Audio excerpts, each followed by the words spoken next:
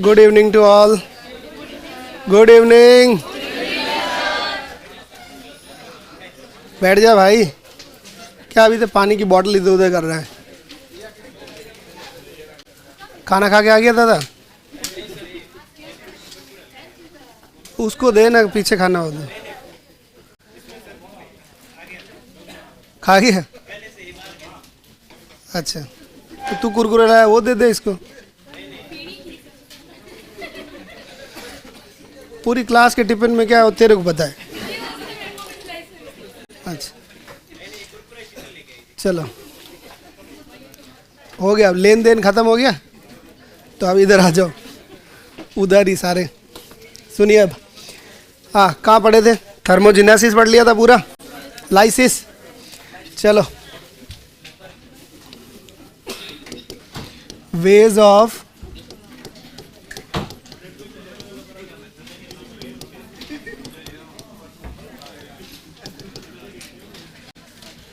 हाँ बस भैया हो गया. अभी इधर आ जाओ, सुन लो, थोड़ी रामायण पढ़ लेते हैं. वेज ऑफ थर्मोलाइसिस, कौन कौन से तरीके हैं जिससे टेम्परेचर का क्या होगा, लॉस होगा. जो भी अपन ने पढ़ा है वो सब चीज़ें क्या थी, प्रोडक्शन था, हीट का प्रोडक्शन था. अब आपको लाइसिस के तरीके पढ़ने हैं. तो सबसे ज़्यादा जो हीट लॉस का तरीका है वो होता है हीट लॉस थ्रू स्किन. सबसे ज़्यादा जो लॉस होता है वो किसके थ्रू है, स्किन के थ्रू हीट लॉस है. अच्छा एक चीज़ सुनिएगा, जब कभी भी वाटर का या हीट का लॉस होता है ना, इसमें दो वर्ड यूज़ होते हैं. एक बोलते हैं सेंसिबल लॉस. क्या बोलते हैं? Sensible loss. और एक होता है इनसेंसिबल लॉस. Insensible loss. क्या मतलब है सेंसिबल का और इनसेंसिबल लॉस का? सेंसिबल लॉस जो है वो आपका दिखेगा, पता चलेगा, आपको सेंस कर सकते हो. सेंस का मतलब है कि आपकी जो भी आंखों से आप देख रहे हो या फिर आपको पता चल रहा है, आप फील कर रहे हो कि मेरी बॉडी से कुछ तो हीट आ रही है या लॉस हो रही है, तो इसको तो बोलते हैं सेंसिबल, जिसको सेंस कर सकते हो. नेक्स्ट इनसेंसिबल का मतलब है कि आपको समझ ही नहीं आ रहा है कि कहाँ से हीट लॉस हो गई. राइट. इनसेंसिबल हीट लॉस में अगर कोई भी ओपन वुंड है वो इनसेंसिबल लॉस है. कैसा है? इनसेंसिबल लॉस है. अगर मैंने यहाँ पे पेट पे कट मार दिया, ठीक है, इसको मैंने खोल के रख दिया यहाँ से कि ये ओपन है, ठीक है. एब्डोमेन की ओपन सर्जरीज होती है, उसमें ऐसा ही करते हैं. जब उनको क्या करना है, किसी पार्ट में सर्जरीज करनी होती है तो वो खोल के और रख देते हैं. वो बोलते हैं आज समझ नहीं आ रहा है, इतना बहुत है, ठीक है, और इसको वार्ड भेज दो और कल इसकी सर्जरी क्या कर देंगे, वापस कर देंगे. तो वो खुला ही रखते हैं, वो बार बार बंद नहीं करते, क्योंकि वो कंफर्म नहीं होता है कि हमने जो जोड़ा काटा है वो अभी तक सही हुआ या नहीं हुआ, तो वो ओपन छोड़ देते हैं. तो ऐसे केसेस में जो लॉस हो रहा है, किसी भी घाव से लॉस हो रहा है, किसी भी ओपन वुंड से लॉस हो रहा है, वो सब कैसा लॉस है, इनसेंसिबल लॉस है. कैसा लॉस है? इनसेंसिबल. तो heat loss through the skin जो हो रहा है, ये तो आपको क्या करेगा कि सेंस कर पाओगे या नहीं कर पाओगे. स्किन से जो लॉस होता है उसको तो आप सेंस कर सकते हो, क्योंकि स्किन पे तो क्या है, सेंसिबल है ना. पसीना आएगा तो आपको पता लगेगा कि सेंस हो रहा है कि भाई पसीना गया है बाहर. तो इसलिए heat loss through the skin जो है वो 4 तरीक़ों से है. कितने वेज से है? 4 वेज से है. जिसमें पहला जो तरीका है वो है कंडक्शन का. कौन सा है? कंडक्शन का. दूसरा जो तरीका है उसको बोलते हैं कन्वेक्शन. क्या बोलते हैं? कन्वेक्शन. तीसरा जो तरीका है उसको बोलते हैं रेडिएशन. और नेक्स्ट है आपका इवापोरेशन. इवापोरेशन. चलिए, ये 4 तरीके आपने लिखे हैं. इन 4 तरीकों में थोड़ा समझना जरूरी है. सिर्फ नाम तो आपको पता है, पर एग्जाम्पल जैसे ही एग्जाम में आते हैं वैसे कंफ्यूज कि कौन सा लॉस हुआ, कंडक्शन हुआ या कन्वेक्शन हुआ. तो सबसे फर्स्ट स्टेप है इसका कंडक्शन का, कि कंडक्शन है क्या. तो इस चीज़ों को आपको समझना है कि कंडक्शन, कन्वेक्शन, इन सभी में फ़र्क क्या है. इसमें जो सरफेस है कंडक्शन में वो 2 सरफेस है. कितनी सरफेस है? 2 सरफेस है. 2 सरफेस है, वो दोनों ही ओपोजिट है. ये गर्म है तो ये क्या है, ठंडी है. और ये दोनों ही आपस में कांटेक्ट में आनी चाहिए, तभी क्या होगा, इधर से गर्मी इधर जाएगी और इधर से ठंडक इसमें जाएगी. ये जब तक आदान प्रदान करेंगे तब तक ये दोनों ही इक्वल नहीं हो जाते. क्या नहीं हो जाते? इक्वल नहीं हो जाते. इसका और इसका टेम्परेचर इक्वल होना चाहिए. फॉर एग्जाम्पल, अगर आप गर्मी का टाइम हो, ठीक है, आप रूम में बैठे हो, एसी में बैठे हो, और आपको घर जाना है कि वैसे अब क्लास ख़त्म हो गई 5-6 घंटे की, अब घर जाना है, और दोपहर में 3 बजे या 2 बजे तुम्हारी क्लास छुट्टी हो, और आगे गए और वो गाड़ी की सीट एकदम गर्म और तुम एकदम ठंडे, दो अपोजिट सरफेस है, एक गर्म है एक ठंडी है, फिर तुम क्या करते हो, मिलाप करने की कोशिश करते हो कि जाएं साहब, जैसे ही सीट पे बैठते हो, बैठते ही एक बार खड़ा होना पड़ता है, हो गए खड़े, खड़े हो गए, तब घर पे लेट भी तो हो रहा है ना, भूख भी तो लगी है, इतने घंटे बैठे रहे, जाना तो है घर पे, फिर थोड़ी देर उस सीट पे एडजस्टमेंट बिठाते हो, इधर इधर सीट करके, ठीक है, थोड़ी देर चलोगे फिर एडजस्टमेंट सेट हो जाता है, फिर बोलते हैं अब बस मस्ती से चलो घर पे, पहुंच जाते हो घर पे। ये था क्या, ये था ये कि आपकी ठंडक किस में गई, सीट में गई, और सीट की गर्माश जो है वो किस में आई, आप में आई, थोड़ी देर आपने एडजस्ट किया, थोड़ी देर सीट ने एडजस्ट किया, और मामला क्या हो गया, बराबर हो गया। तो आप डायरेक्ट कांटेक्ट में गए ना उसके, ऐसा लॉस जो है वो कैसा है, कंडक्शन है। टू ओपोजिट सरफेसेस, ठीक है, शेयरिंग, ठीक है, जो भी हीट या लॉस आपका जो भी है ठंडा है वो सब शेयरिंग कर रहे हैं, ठीक है, ऐसे लॉस को क्या बोलते हैं, कंडक्शन बोलते हैं। क्या बोलते हैं, कंडक्शन बोलते हैं। अब दूसरा एग्जांपल सुनो क्लिनिकल का। क्लिनिकल में किसी पेशेंट को बुखार आया, वो आदमी का टेम्परेचर क्या है, ज़्यादा, अब उस टेम्परेचर को कम करना है तो मुझे क्या लगाना पड़ेगा, कुछ तो ठंडा लगाना पड़ेगा। अब ठंडे में ये जरूरी नहीं कि आइस पैक ही लगाना है, ठीक है, मार डालोगे उसको, इतना ठंडा नहीं देना है। अगर मैं सिंपल जो है वो पानी लूँ, नल का पानी, उसमें एक कपड़ा डिप करूँ, स्क्वीज़ करूँ और उसके ऊपर अगर पोछा मार दूँ, तो ये ऑपोजिट नेचर का है पोछा, और ये गर्म हो रहा है, दोनों को आपस में कांटेक्ट में लाएंगे, टेम्परेचर अपने आप क्या हो जाएगा, कम हो जाएगा। थोड़ी देर में कपड़े को भी देख लेना, वो गर्म हो जाता है, होता है ना। हाँ, तो ये हुआ क्या, इन्होंने आदान प्रदान कर दी, हीट को ट्रांसफ़र कर दिया। तो कभी भी एग्जाम में सवाल पूछा जाता है कि अगर आप किसी को स्पॉन्जिंग कर रहे हैं, क्या कर रहे हैं, स्पॉन्जिंग कर रहे हैं, तो वो किस तरह का हीट लॉस है, वो कंडक्शन टाइप का हीट लॉस है। किस तरह का है, कंडक्शन टाइप का हीट लॉस है। बात समझ में आई। ऐसे खूब सारे एग्जाम्पल्स हैं। सर्दी का टाइम है, अभी जैसे सर्दी का टाइम है, कुछ लोग जो है वो वॉक करने की इच्छा रखते होंगे, एक दिन कभी उठ के चले भी जाते हैं गार्डन में और फिर वहाँ पे वॉकिंग करते हैं, और पहले दिन वॉकिंग है तो थकेंगे आसानी से, और जोश भी होता है तो वो राउंड के 2-3 राउंड तो निकाल ही लेते हैं। अब गर्मी हो गई तुम में और अब तुम्हें बैठना, तुम थक गए, और गार्डन में जो कुर्सियाँ होती हैं वो ओस से भरी हुई होती है, ठंडी होती है, फिर जाके बैठते हो और वो बैठने और नहीं देती, ठीक है, वो लोग खड़ा हो जाए भाई, पर अब थके हुए हो तो तुम थोड़ी देर एडजस्टमेंट करके सेट कर देते हो। तो ये सब भी एग्जाम्पल्स किसके हैं, कंडक्शन के हैं। किसके हैं, कंडक्शन के। तो क्या हुआ, direct two surfaces are having direct contact but having opposite nature, right। अब नेक्स्ट इसका एग्जाम्पल और पढ़ोगे तो बोलेंगे the tepid sponging in fever patient known as conduction. बात समझ में आई, जो गीत गाया था वही लिखा है। चलिए नेक्स्ट, सेकंड पॉइंट। सेकंड हो रहा है कन्वेक्शन का। क्या हो रहा है, कन्वेक्शन का। कन्वेक्शन सेकंड पॉइंट है आपका। इसमें क्या हो रहा है, इसमें एक मीडियम काम करेगा। क्या काम करेगा, एक मीडियम। मीडियम का मतलब है कि मीडियम या तो एयर हो सकता है, मीडियम में या तो क्या हो सकता है, एयर हो सकता है, या फिर क्या हो सकता है, फ्लूइड हो सकता है। कोई ना कोई एक मीडियम जरूर रहेगा कन्वेक्शन के अंदर। मान लीजिए आपको गर्मी लग रही है, ठीक है, बाहर से आए आप गर्मी से, रूम में आए तो आपको गर्मी लग रही, तो आपने क्या चालू किया, पंखा चालू किया, वो पसीना जो है वो धीरे धीरे क्या हो जाएगा, सूख जाएगा। मीडियम क्या है, हवा है। क्या है, हवा है। नेक्स्ट, गर्मी लग रही थी, आए, ठीक है, और कूलर चालू कर दिया, तो भी कूलर की हवा कैसी है, ठंडी है, राइट, तो उसमें फ्लूइड वाला नेचर है। नेक्स्ट, पुराने अगर घरों में जाओगे तो क्या करते हैं लोग, बहुत ज़्यादा गर्मी हो रही है, लाइटें और नहीं है, या हवा चल रही है, तो अपन क्या करते हैं, गीला कपड़ा करके उसको ऐसे लगा के और सो जाते हैं। तो इसके टकरा के जितनी भी हवा आएगी वो कैसी आएगी, ठंडी आएगी। तो आपकी बॉडी का टेम्परेचर क्या होगा, डाउन होगा। क्या पंखा तुम्हारे डायरेक्ट कांटेक्ट में, क्या कूलर तुम्हारे डायरेक्ट कांटेक्ट में, क्या वो कपड़ा तुम्हारे डायरेक्ट कांटेक्ट में है? नहीं, ये सभी सिर्फ एक मीडियम है, राइट। बाइक पे चलते हो फुल पसीना हो गया और बाइक से चलने स्टार्ट करते हो तब ठंडा ठंडा एहसास होता है, क्योंकि वो पसीने में क्या लग रही है? हवा लग रही है, पर वो मीडियम है, हवा मीडियम है या पानी मीडियम है। बात क्लियर? यहाँ पे जो भी कनेक्शन है टू ऑपोजिट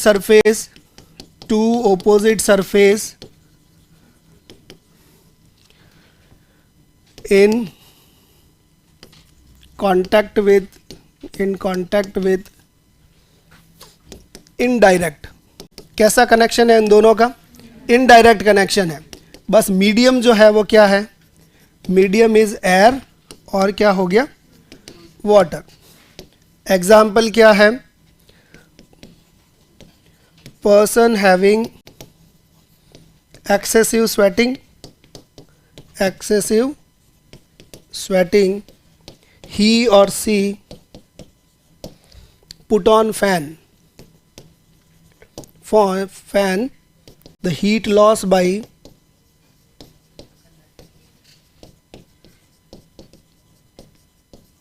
convection method। किसके थ्रू लॉस हुआ? कन्वेक्शन के थ्रू हुआ। पसीना हुआ, पंखा चलाया, सूख गया, ठंडक का एहसास हुआ, टेम्परेचर क्या हो गया? डाउन हो गया। जो लिखाया है वही ध्यान रखना है। यहाँ पे बात मैंने पंखे की है, यहाँ पे बात मैंने किसकी की है? कूलर की बात की है। इससे आगे नहीं जाना है आपको, ठीक है। नेक्स्ट, अब आपका जो थर्ड नंबर का है वो क्या है? रेडिएशन है। क्या है? रेडिएशन है। रेडिएशन जो हीट लॉस करता है इसमें क्या है? टू ऑपोजिट सरफेस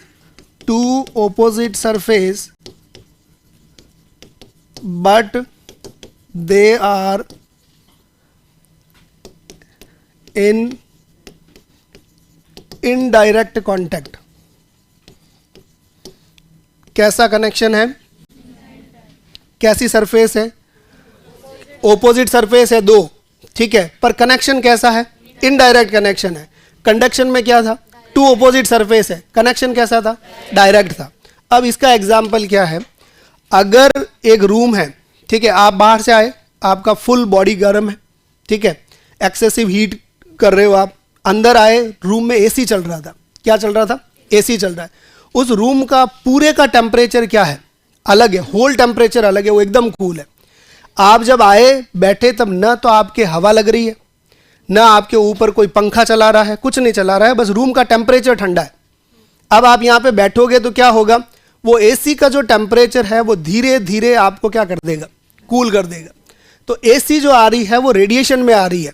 आपका और जो है एसी का डायरेक्ट कांटेक्ट नहीं है। एसी के ऊपर जाके थोड़ी चिपक रहे हो, नहीं चिपक रहे हो, बस सिर्फ उस रूम ठंडा है, पूरा होल रूम ठंडा है, इसलिए आपकी बॉडी धीरे धीरे उस टेम्परेचर को क्या कर जाती है? एडजस्ट कर जाती है। तो इस टेम्परेचर का लॉस किसको कहेंगे? रेडिएशन लॉस है। कैसा लॉस है? रेडिएशन। फैन, कूलर, जो हवा फेंकने वाले चीज़ें हैं जिसमें कांटेक्ट हवा आ रही है, उसको क्या बोलेंगे? कन्वेक्शन है। पूरा ऑलरेडी आप गए और वहाँ का इन्वायरमेंट पूरा ठंडा था, राइट। एक डीप फ्रीज़र होता है ना, उस डीप फ्रीज़र के अंदर जो है वो बहुत बड़ा रूम के अंदर ही लगा के रखते हैं वो प्लेट्स, पूरा रूम ही जो है वो ठंडा है, कूलिंग है। अगर उसमें आप चले जाओगे तो वो लॉस जो है वो किस तरह का रहेगा? वो कंडक्शन तरह का नहीं है, वो किस तरह का है? वो रेडिएशन तरह का है। नेक्स्ट चीज, मैक्सिमम हीट लॉस किस मेथड के थ्रू होता है? इसी रेडिएशन के थ्रू। मैक्सिमम हीट लॉस अगर किसी के थ्रू होता है तो वो कितना है आपका? रेडिएशन के थ्रू। और 60% हीट लॉस आपके किसके थ्रू होता है? इस रेडिएशन के थ्रू होता है। बेचारे बाकी वाले जो है ना, ठीक है, अगर इस कंडक्शन की बात करें तो सिर्फ और सिर्फ 3%। कितना परसेंट? 3%।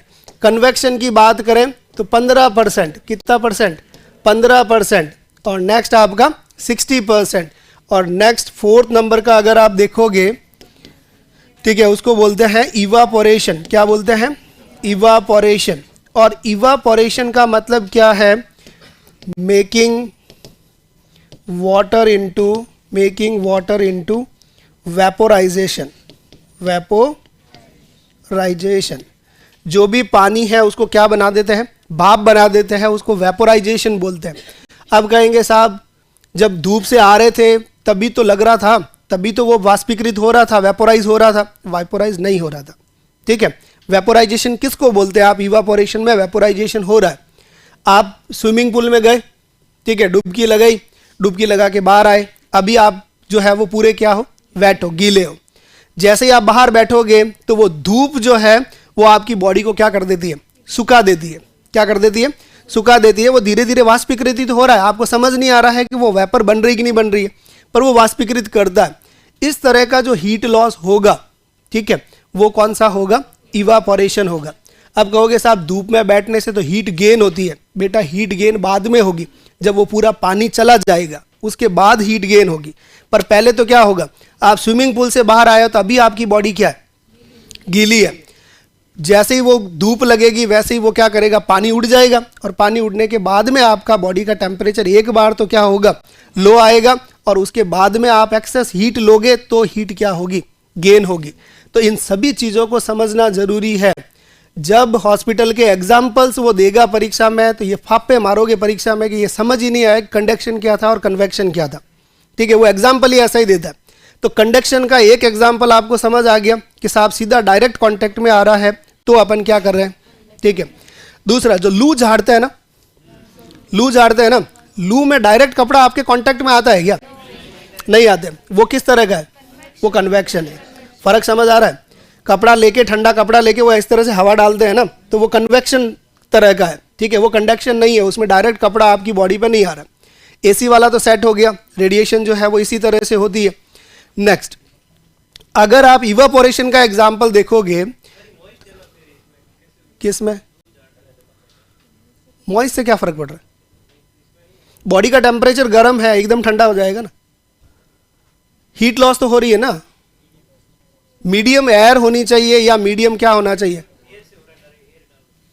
डायरेक्ट एयर का जरूरी नहीं है। अगर मैं कपड़े से भी एयर डालूंगा तो हवा तो जा ही रही है ना। एयर का कोई जरूरी नहीं, सिर्फ फैन ही एयर देता है। मुंह से फूंके मारना वो भी एयर ही है। क्या कपड़ा गीला नहीं होगा तो भी एयर है, तो भी कन्वेक्शन ही है, हवा तो जा रही है ना। ठीक है, मीडियम तो है ही है। नेक्स्ट, अगर आप इस इवापोरेशन के एग्जाम्पल देखोगे तो एक बहुत जनरल एग्जाम्पल पूछा जाता है कि अगर कोई भी बेबी न्यूली डिलीवर्ड है, क्या है, कोई भी बेबी न्यूली डिलीवर्ड है तो उसमें जो हीट लॉस हो रहा है वो किस तरह का हीट लॉस है? इवापोरेशन है, क्योंकि अभी उसकी बॉडी क्या है, गीली है। ठीक है, तो उसका लॉस किस तरह का है? इवापोरेशन तरह का। अब आप सुनो, अगर मैं उसको बॉडी को जो है वो क्या कर दूं, उसको कवर कर दूं, क्या कर दूं, कवर कर दूं, तो मैंने किस तरह के जो है वो रोक दिया।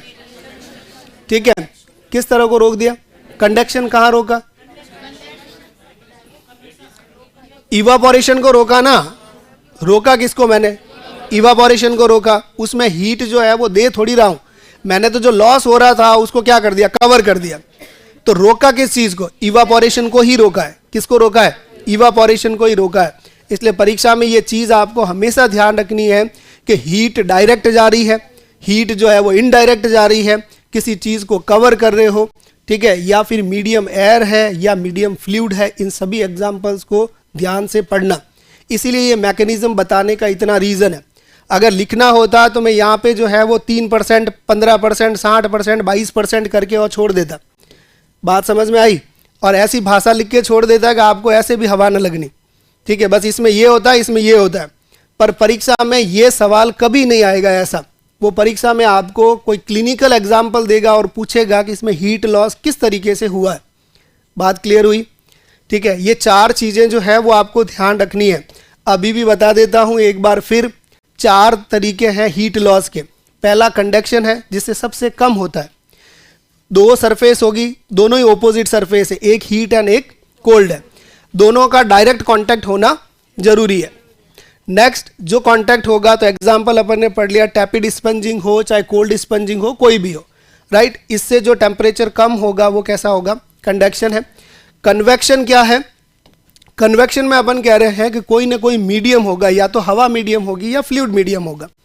अब 2 सरफेस के बीच में अगर हवा आ रही है, ठीक है, और क्या कर रहे हैं अपन, उसके टेम्परेचर को कम कर रहे हैं, या फिर फ्लूइड है, ठीक है, ठंडी हवा आ रही है, तो भी एक चीज़ हमेशा ध्यान रखना, कंफ्यूज मत होना। अगर आप कहीं पे पहाड़ों के अंदर हो और वहाँ पे पूरी बर्फबारी हो रखी है और बहुत ठंडी हवा चल रही है एकदम, इसका मतलब है कि वहाँ का पूरा इन्वायरमेंट जो है वो एकदम कूल है।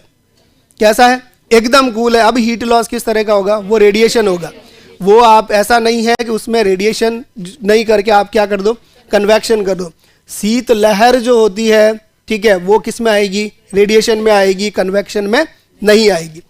नेक्स्ट, इसके बाद आपका नेक्स्ट रेडिएशन। तो रेडिएशन में जहाँ कहीं पे भी बंदा जाएगा वहाँ पे ऑलरेडी वो पूरा एरिया जो है एकदम क्या होना चाहिए? कूल होना चाहिए, राइट? उसी को रेडिएशन में काउंट करेंगे।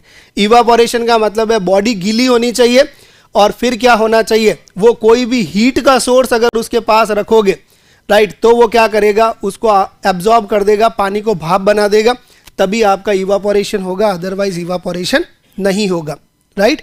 हीट के पास जा रहे हो ना, गीजर या फिर तप तापने जा रहे हो, कोई आग जल रही है, अब तुम अगर नहा के आए हो और नहा के आगे धूप के इसके पास बैठ जाते हो, हीटर के पास में, ठीक है, तो वो क्या हो रहा है?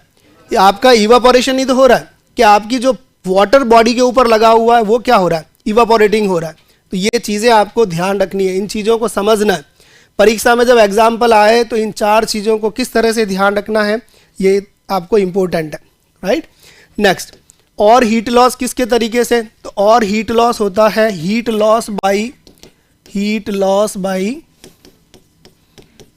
लंग्स। किसके थ्रू होता है? लंग्स के थ्रू होता है। अब लंग्स में क्या है? एक्सहेलेशन कर रहे हैं आप। क्या कर रहे हैं? एक्सहेलेशन। जैसे ही आप एक्सहेल करोगे तो आपकी हीट लॉस होती है। क्या होती है? हीट लॉस होती है। पता है ना हीट लॉस के साथ वेपर जाती है, बाहर क्या जाती है? वेपर। और वो वेपर गर्म होती है, ठंडी हवा नहीं होती है, ठीक है? तो गाड़ियाँ जो खड़ी रहती है ना, तो तुम लोगों ने बचपन में किसी की मोटरसाइकिल खड़ी है, कार खड़ी है, तो उधर करके ऐसे, ठीक है, और फिर लिखते क्या थे वो तुम्हें पता है, ठीक है? हाँ, लिखने क्या, 2 ही चीज़ें तुम्हें लिखनी आती थी, या तो तुम्हारा नाम लिखते थे या दिल बनाते थे। इसके अलावा तो काली भीत आगे क्या करते? कुछ नहीं ना, यही है। और पहली चीज़ है वो दिल बनाने वाला, आज तक समझ नहीं आया। पूरे 4 साल तक ग्रेजुएशन कर ली, ठीक है, 2 साल की पोस्ट ग्रेजुएशन कर ली, उसके बाद डिप्लोमे कर लिए, ठीक है, आईसीयू के कर लिए, और आईसीयू के करते करते इंटेंसिव केयर यूनिट के कर लिए, ठीक है, कार्डियो के कर दिए, सीटीवीएस के डिप्लोमा मार दिए, फिर भी आज तक समझ में नहीं आया कि साला दिल ऐसा होता है। कहीं दिल ऐसा नहीं दिखा, ठीक है? ये सिर्फ जो करामात है वो किसकी है? आर्ट्स वालों की है। किसकी है? आर्ट्स वालों की है। और दिल बड़ा अच्छा बनाया जो ऊपर से तीर आउट हो गए, ठीक है ना? तो कभी दिल दिखा? तुम्हें दिखा फर्स्ट ईयर में किसी को ऐसा दिल दिखा? और तीर दिखी होगा? नहीं, ये कोई तीर नहीं है, सिर्फ उड़ता तीर है जो तुम लोग लेते हो, जबरदस्ती वाला, ठीक है? चलो नेक्स्ट। अब कही हो वो उड़तो ही बनाएड़ो, वो उड़ता नहीं, उल्टा बना दिया मैंने। ध्यान रखो, वो तुम ही लेने वाले हो उसको। वो बिल्कुल सही कहा था कि अर्जुन तू तो तीर चला। अर्जुन क्या किस पे? तो क्या तू टेंशन ना ले, तू तो चला, लेने वाले खूब है, ठीक है? छोल क्या, कोई चाकू थोड़ी दिया हुआ है, तीर है वो। राजू सर बोलते हैं ऐसा, बढ़िया बोलते हैं। महाभारत पूरी पढ़ा दी हमके, कह सर हमके भागवत गीता पढ़ा दो,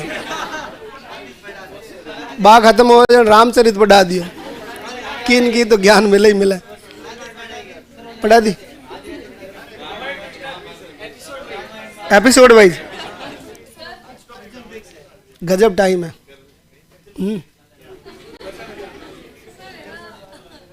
हाँ, आगे बोल लेते हो।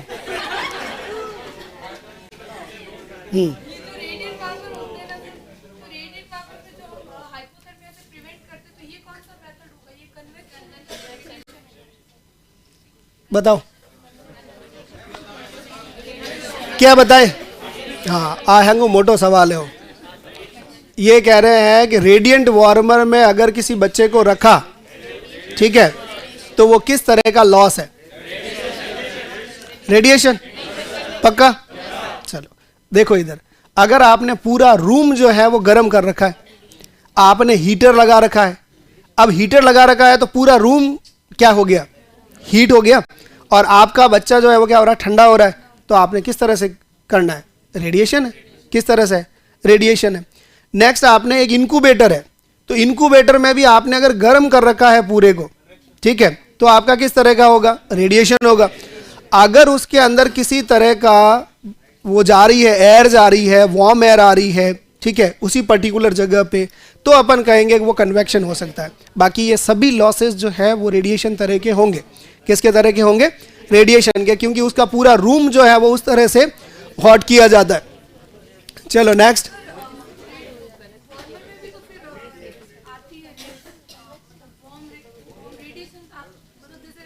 हवा आती है, नहीं एयर तो वार्म होती है, एयर तो वार्म है, पर वो कूलिंग जो है वो पूरी एरिया की कूलिंग करता है। एक पर्टिकुलर, जैसे इंक्यूबेटर बताया ना, तो इंक्यूबेटर में तो पूरा इंक्यूबेटर गर्म होगा, आप सिर्फ वो गर्म थोड़ी करते हो। आप देखो जो भी आपका रेडिएंट वार्मर है या इंक्यूबेटर है, उसके अंदर एक टेम्परेचर सेटिंग लगा हुआ है, उसमें बच्चा रख देते हैं, उसके स्किन के ऊपर जो है एक प्रोब सेट कर देते हैं, राइट, और अपन कहते हैं इससे ज़्यादा टेम्परेचर जैसे ही हो ऑटोमेटिकली वो बंद हो जाए। ऐसे ही आता है ना, पहले जो है वो हीटर से बच्चे जल जाते थे, तो आजकल उसमें क्या कर दिया, सेंसर वाला सिस्टम कर दिया कि अगर बॉडी का टेम्परेचर इतना हो तो इसके बाद में ये ऑटोमेटिकली क्या हो जाना चाहिए, बंद हो जाना चाहिए। तो वो इतना जो एरिया है उसको आपने क्या कर दिया, ठीक है, पूरे के पूरे को गर्म कर दिया, तो वो तो क्या रहेगा, रेडिएशन टाइप का रहेगा, उसमें कोई और सोचना ही नहीं है। और रेडिएशन में कोई गर्म हवा थोड़ी फेंक रहा है कि गर्म हवा फेंक रहा है इसलिए कन्वेक्शन होगा, वो सभी रेडिएशन टाइप का है। Next, heat loss by the lung, exhale करोगे और हीट लॉस होगी, तो ये सभी गर्म की वजह से। सर्दियों के दिनों में भाप निकलती है ना मुंह से, ठीक है, वो भी क्या है, गर्मी तो होती है, हीट लॉस जा रही है आपकी बॉडी से। नेक्स्ट आपका हीट लॉस बाय स्टूल और heat loss bye urine, heat loss bye, ठीक है। अब स्टूल और यूरिन के थ्रू होता है हीट लॉस। आप जो है वो इतनी ठंड के अंदर रात को 10 बजे अगर सूसू करने जाना है और सूसू करने के जाने का मन नहीं होता, वो ब्लैडर सिर्फ जवाब दे देता है कि भाई अब जा, नहीं तो फट रहा हूँ, ठीक है, तब तुम उठ के जाते हो। और मज़ा किस में, जाने में नहीं है, उधर तक जाने में, वो है कि वो कर लिया यूरिन, उसके बाद की कंडीशन तुम सोचते हो, ठीक है, इसके बाद में बहुत ठंड लगेगी। जैसे ही सुसु किया, सुसु करने के बाद में अचानक से एकदम पूरी बॉडी में जो है वो एक वाइब्रेशन सा होता है। क्यों? क्योंकि तुम्हारी बॉडी से जितनी हीट प्रिजर्व थी वो क्या कर दिया आपने, लॉस कर दी, इसलिए वो आपको ठंडक का एहसास होता है। तो ये heat loss by the urine and heat loss by the stool ये रहेगा, राइट। तो ये हीट लॉस के तरीके हैं, अब आप छाप लो।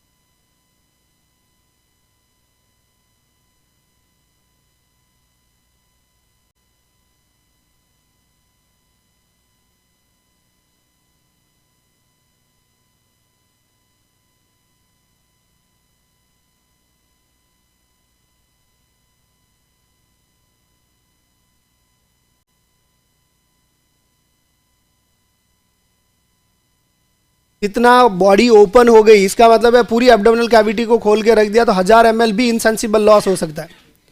वो आप डिपेंड करता है। इसलिए आप कभी भी देखोगे तो सर्जन जो है ना, वो क्या करता है, आउटपुट किस तरह से डिफाइन करता है, इनपुट कितना देना है, वो पहले देखता है कि आउटपुट कितना है, और आउटपुट के बराबर क्या दे दो, इनपुट दे दो वापस, तो वो बराबर हो जाएगा। फिर वो ये मान के चलता है कि ओपन सरफेस है तो इसमें 500 ml एक्स्ट्रा देना है, 1000 ml एक्स्ट्रा देना है, उस तरह से वो बढ़ाएगा उसके अंदर। तो इसमें कभी भी ऐसा क्वेश्चन नहीं आएगा इनसेंसिबल लॉस कितना होता है, कोई क्वेश्चन नहीं है, क्योंकि ये सभी क्राइटेरिया में अलग अलग आंसर जो है वो सेट होगा। आपको सिर्फ ये पता करना है कि इनसेंसिबल लॉस का मतलब क्या है, जिसको आप क्या नहीं कर सकते हो, सेंस नहीं कर सकते हो, ये इनसेंसिबल लॉस है। तो ये आपको एक कंसीडर करके चलना है। और जो अपन लिमिट बता रहे हैं वो एक नॉर्मल पेशेंट की जो है वो इनसेंसिबल लॉस है कि इतना ज़्यादा है। अब जैसे heat loss through the stool हो गया, तो अब हीट लॉस स्टूल के थ्रू कितना हुआ ये अपने को पता नहीं, ठीक है। Heat loss through the urine, अपने को पता नहीं कितना यूरिन हुआ है, तो इन सभी को कंसीडर करता है कि 150 उसका है, 200 इसका है, तो सब लगभग जो है वो 400 ml के करीबन इनसेंसिबल लॉस हुआ होगा।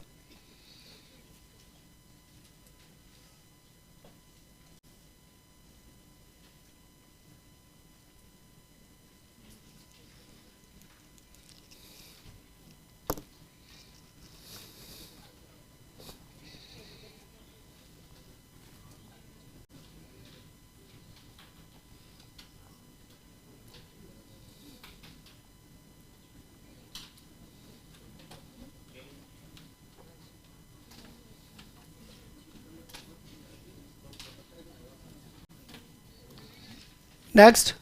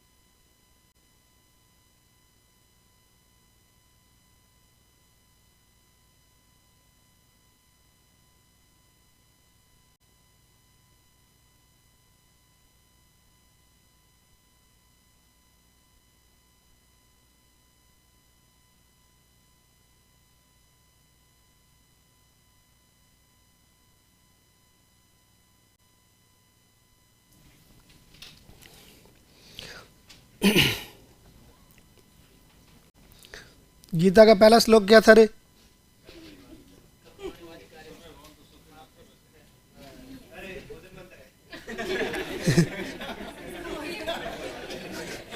ओ क्यों भोजन मंत्र रे, सर्वे भवन्तु सुखी, न रोटी खा ली सुखी हो गया बस। इन माथे में रोटियां घूम रही है और कहीं नहीं घूम रहे हैं। रुक दो, सर को बताना पड़ेगा, बोलोगे ये आदमी तुम्हारी भाषा नहीं सीख रहा है। पूरी महाभारत खत्म होने आई है, एक ही श्लोक और एक उसको सर्वे भवन्तु सुखी न।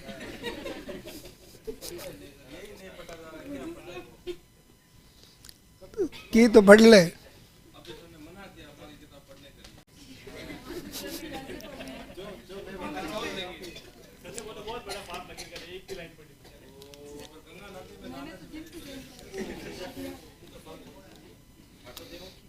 गंगा दागी परेशान है।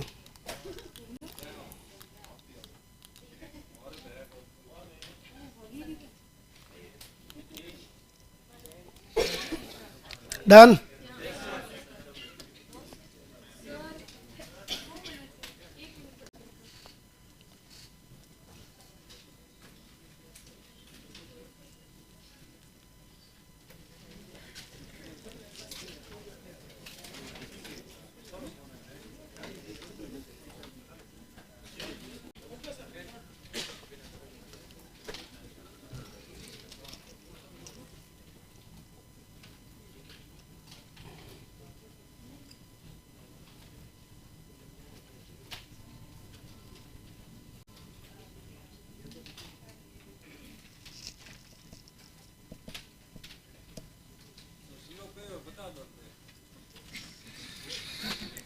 सीखने की जिज्ञासा है मुझे, सिखाओ तुमने सीखा है सभी ने, तो मैं तो पूछ रहा हूँ तुम लोगों से। पूछता तो मैं 10 वही पूछ लेता तुमसे।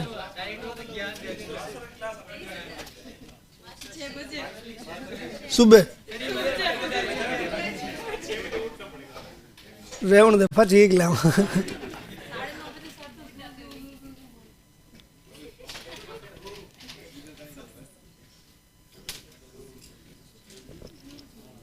कितने लोग उठ जाते हो 6 बजे? फोटो फोटो क्या धर्म फोटो क्या जी? राजू सर के सामने तो बोल देगा हम सब 6 बजे क्लास देखते हैं, और बेटे हाथ खड़े कर रहे हैं 4 लोग, खैर सबका फोटो है।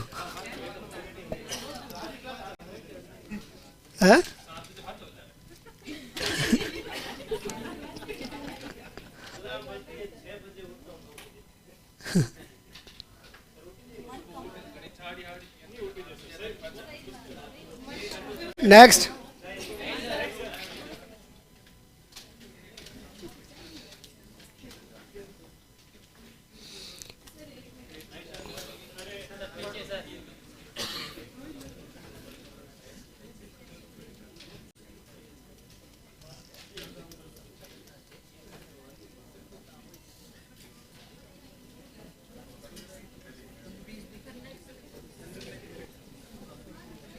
पूछो भैया, हाथ खड़ा करने की जरूरत नहीं है। तिनकेश्वरी पदम, पूछो क्या पूछना है।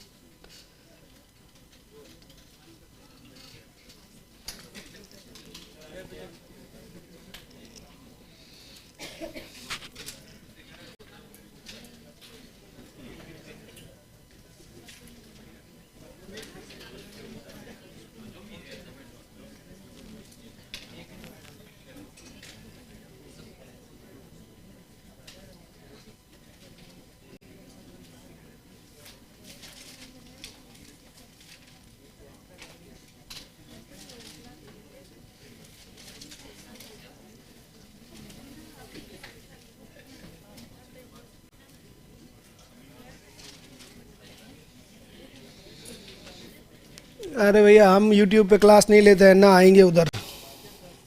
कौन उठे 6 बजे?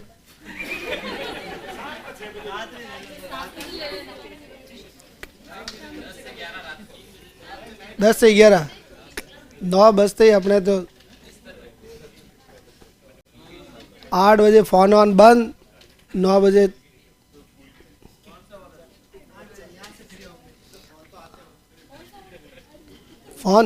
फोन रखते ही नहीं हो, सिर्फ घरू लुगई गनु मांगन लेना हूँ और ले जान पाँच हैंड ओवर कर दूँ बटे, और कोई काम नहीं इसका है। पहले तो रेस्पेक्ट देना सीखो।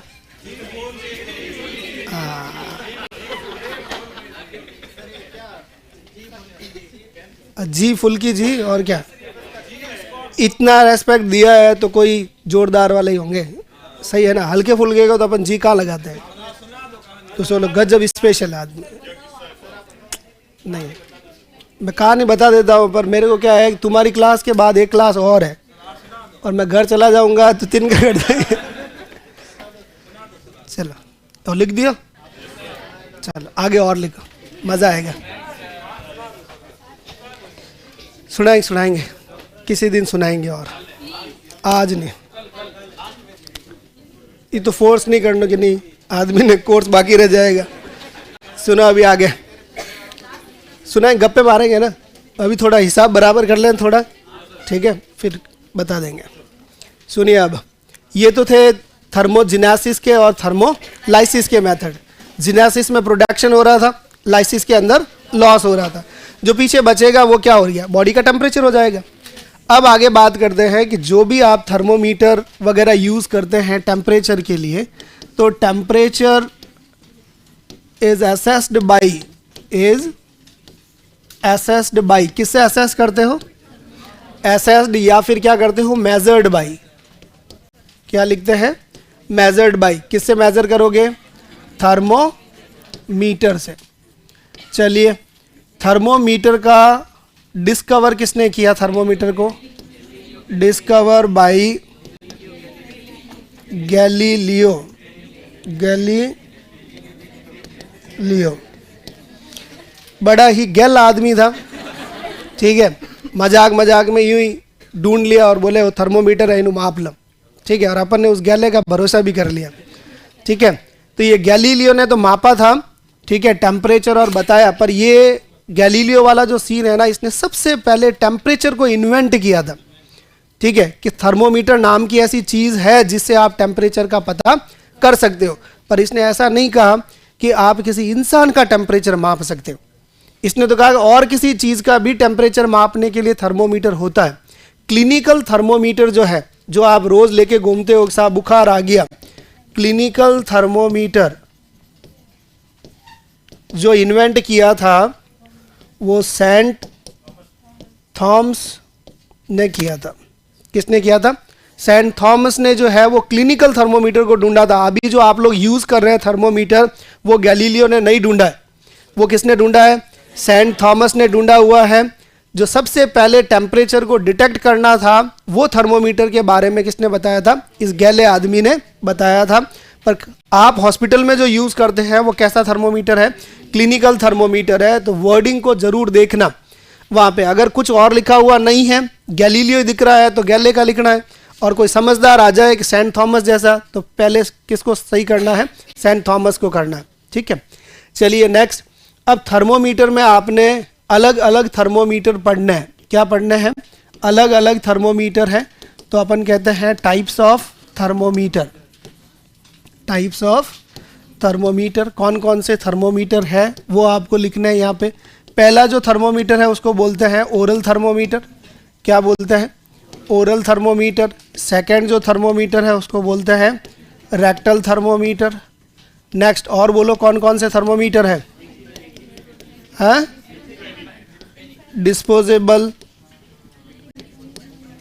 Disposable thermometer. नेक्स्ट आपका टिम्पैनिक। नेक्स्ट आपका temporal thermometer. Next digital thermometer. और बताओ कोरोना वाला कौन सा है? इंफ्रा। कौन सा है? Infra radiation thermometer.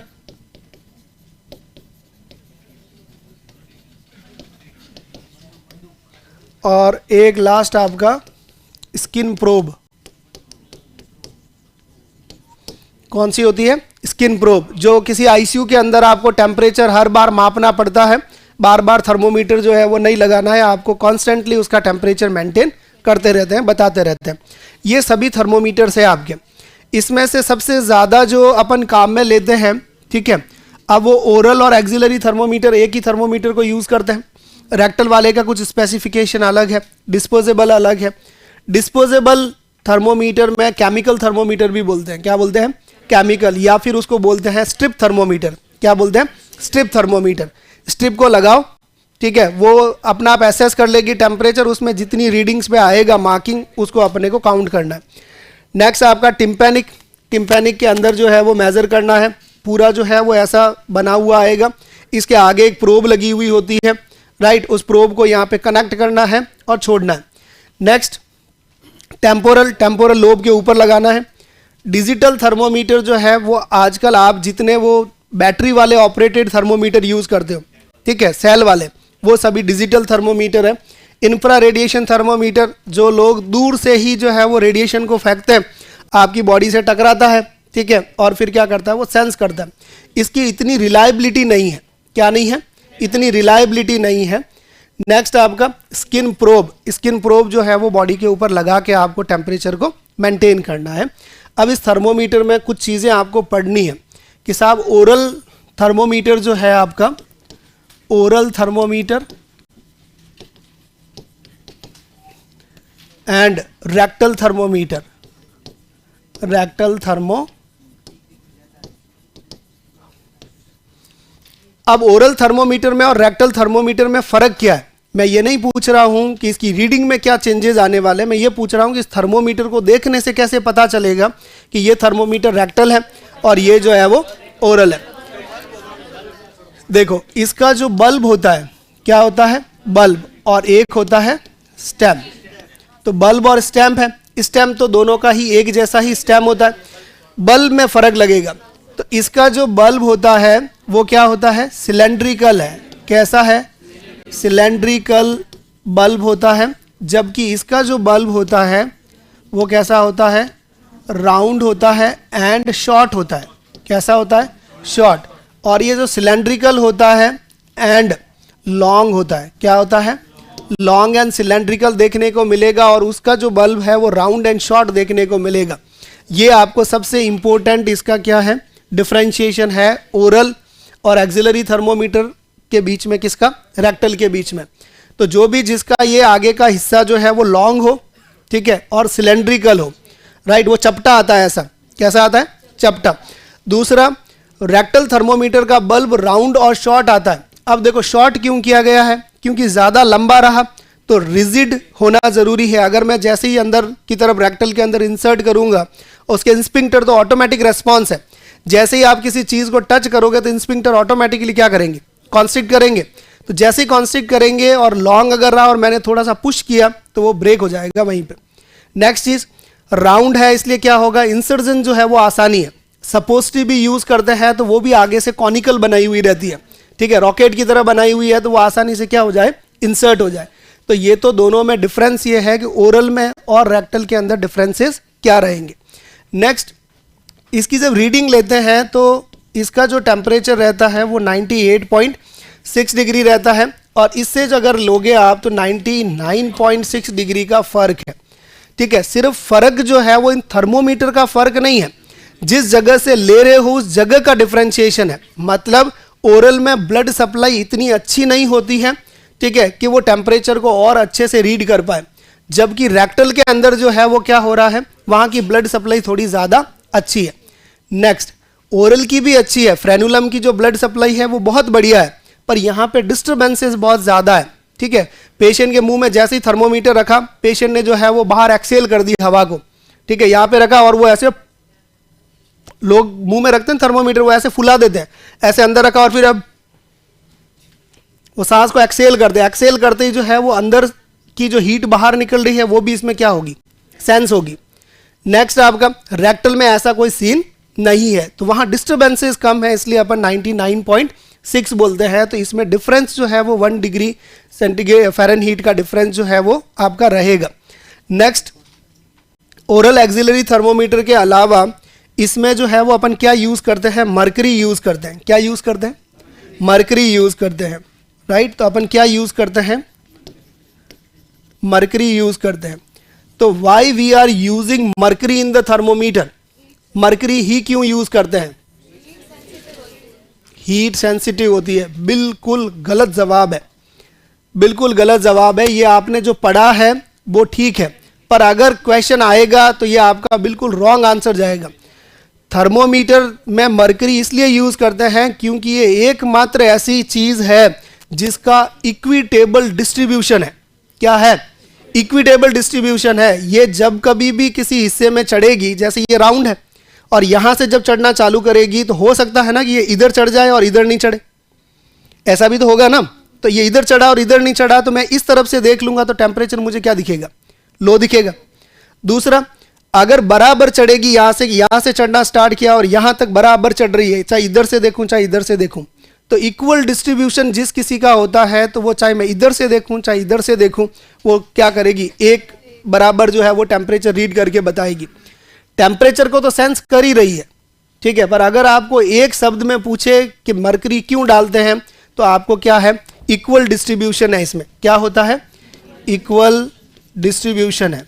क्या करेगी, इक्वल डिस्ट्रीब्यूशन है। नेक्स्ट क्या करती है, अब आपके पॉइंट्स बताओ, जो बाकी वाले पॉइंट्स है वो बताओ।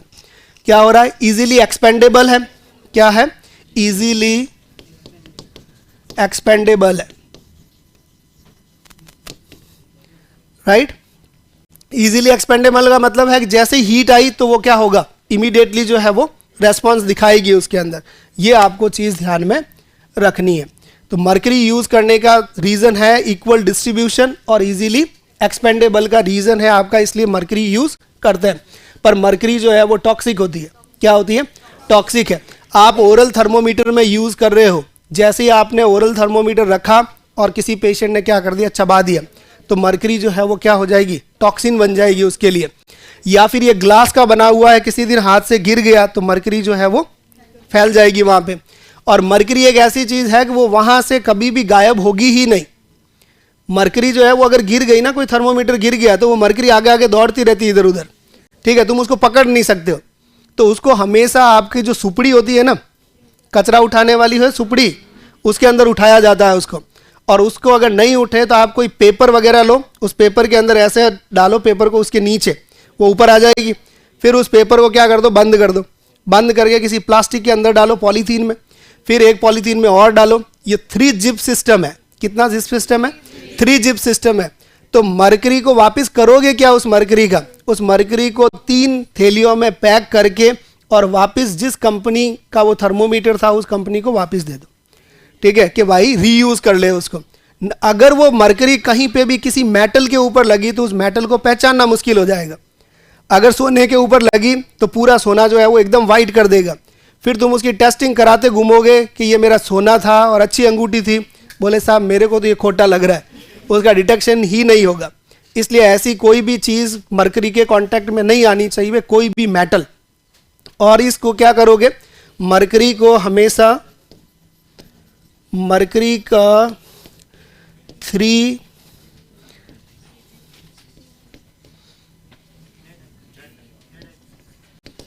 जिप सिस्टम है, ठीक है। और इसको वापस क्या करना है, रीयूज़ करना है। क्या करना है? रीयूज़ करना है। इस मरकरी को वापस जो है वो वहाँ पे भेज दो। पर हमेशा ग्लव पहन के ही काम करना है, बेयर हैंडेड इसके काम नहीं करोगे। नेक्स्ट आपका, कभी भी थर्मोमीटर को गर्म पानी में गर्म नहीं करना चाहिए। धोने के लिए लोग बोलते हैं ना, कटोरी और चम्मच होता है, जैसे अपन गर्म पानी के अंदर डाल देते हैं कि साहब ये डाल दो, थोड़ी देर में बॉईल होके और ठीक हो जाएगा। वैसे थर्मोमीटर किसी टीबी वाले मरीज के मुंह में डाल दिया और तुम कह रहे हो कि अभी इसको इन्फेक्टेड है, उसको नॉन इन्फेक्टेड करना है, और तुमने गर्म पानी में डाल दिया तो फटाका बोल जाएगा, क्योंकि वो ग्लास है, कांच है, राइट। और मरकरी क्या है? मरकरी जो है वो एक्सपेंडेबल है। क्या है? टेम्परेचर, थोड़ा भी टेम्परेचर होगा तो एक्सपेंड होगी, और इतना ज़्यादा टेम्परेचर होगा तुम्हारा बॉइलिंग टेम्परेचर, तो वो थर्मोमीटर को क्या करेगी, फाड़ देगी, ठीक है, थर्मोमीटर ब्रेक हो जाएगा। इसलिए कभी भी मरकरी जिस थर्मोमीटर के अंदर है उसको गर्म करने की ज़रूरत नहीं है। उसको क्लीन करने के लिए क्या यूज़ करेंगे? डिसइंफेक्टेंट यूज़ करते हैं। कौन कौन से डिसइंफेक्टेंट यूज़ करते हैं?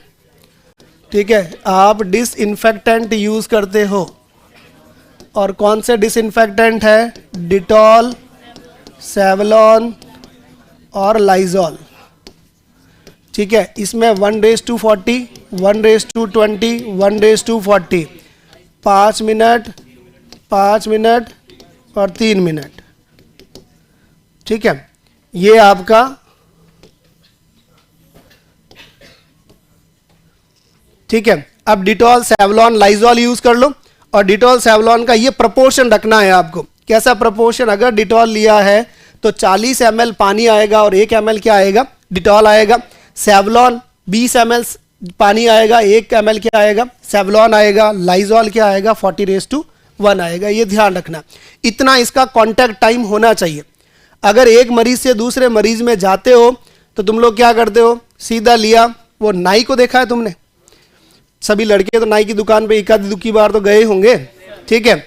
बाल कटाने महीने में 1 बार तो जाना ही पड़ता है। वहां जब जाओगे तब वो क्या करता है, अगर सेविंग किसी दिन बनानी है या फिर कभी साइड के कट लगाना है तुम्हें, तो वो एक पासना होता है ना, उस तरह, ठीक है।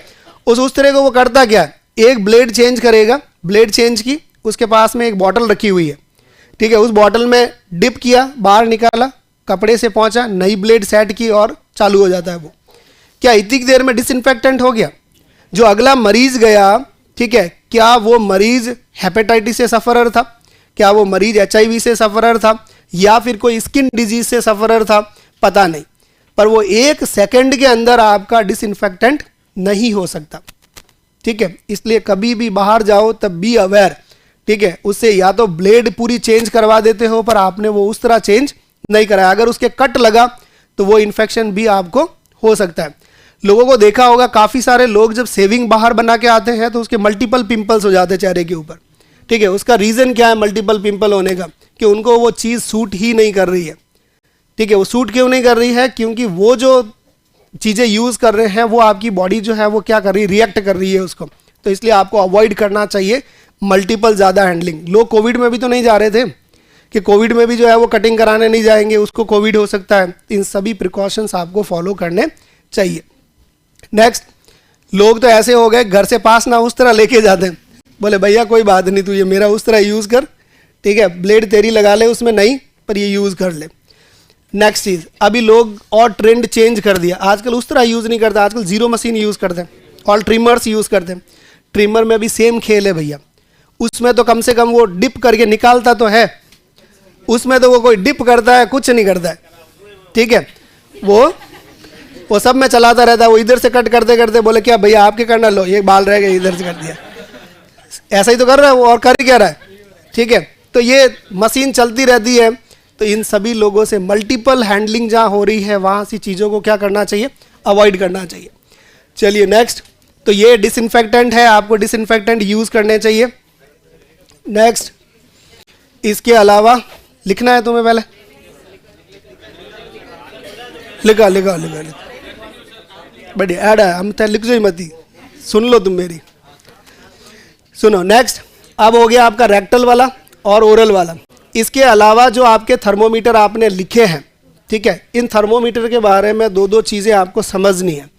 समझना क्या है, डिस्पोजेबल थर्मोमीटर, ये बिल्कुल वीवीआईपी जो लोग होते हैं ना, वीवीआईपी पीपल होते हैं ना, ठीक है, वेरी वेरी इंपॉर्टेंट पर्सन होते हैं, वो लोग यूज़ करते हैं, अपने से भरपाई ना हो भाई। ठीक है, एक एक थर्मोमीटर 100 रुपये का थर्मोमीटर आता है, बोले क्या हुआ, बोले बुखार आ गया, बोले ये चिपकाया ये, बोले हाँ थोड़ा सा है, आधे घंटे बाद फिर मापेंगे, बोले ये 100 तो गया, अब आधे घंटे फिर 100 का चपीड़। ठीक है, ये लो साहब, हर घंटे से मापने का कह दिया तो ये चपीड़ लगते जाएंगे, 1000-1200 तो सिर्फ बुखार को डिटेक्ट करने में ही लग गए। ठीक है, तो बुखार यूं ही उतर जाना अपना तो और नहीं तो और आ जाएगा ज़्यादा। तो डिस्पोजेबल सिर्फ वीवीआईपी लोग यूज़ करते हैं, या फिर जिनको इन्फेक्शियस डिजीज़ है, ठीक है, उन्हीं लोगों में यूज़ किया जाता है, अदरवाइज नहीं करेंगे। भाई किसी को स्किन की डिजीज़ है जो क्या है, कम्युनिकेबल डिजीज़ है, one person to another person में जा रही है, तो ऐसे लोगों में हमेशा डिस्पोजेबल यूज़ करना चाहिए, नहीं तो क्रॉस इन्फेक्शन ज़्यादा होंगे।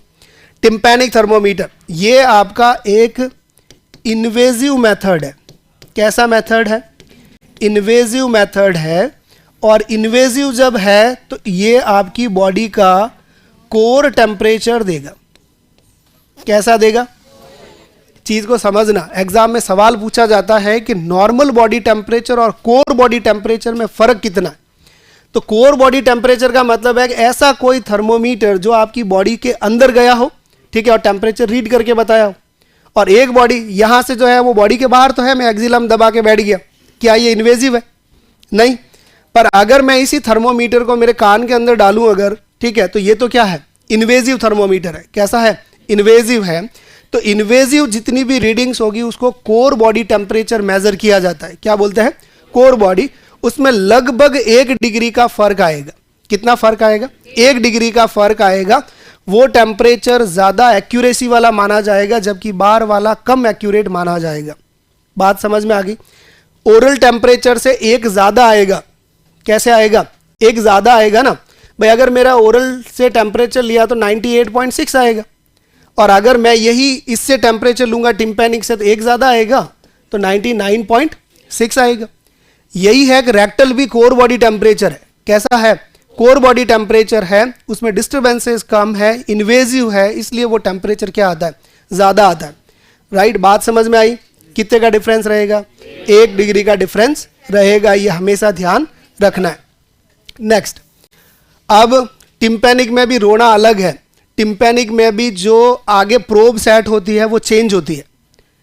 क्या चेंज होती है? अगर किसी को, ठीक है, परफोरेशन हो रखा है तो ऐसे यूज़ नहीं करना है।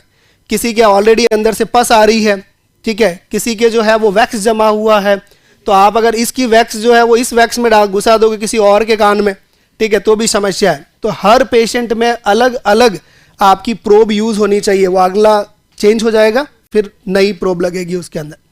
टेम्पोरल, सिर्फ टेम्पोरल पे रख के और पता किया जाता है, कोई फ़ायदा नहीं है, फालतू में रुपए नहीं तोड़ने। Digital thermometer most commonly used, most commonly used, ठीक है, सबसे ज़्यादा यूज करते हैं। इसकी समस्या और है, ठीक है। पहली चीज़ तो है कि वो ग्लास थर्मोमीटर से तो बहुत बढ़िया है।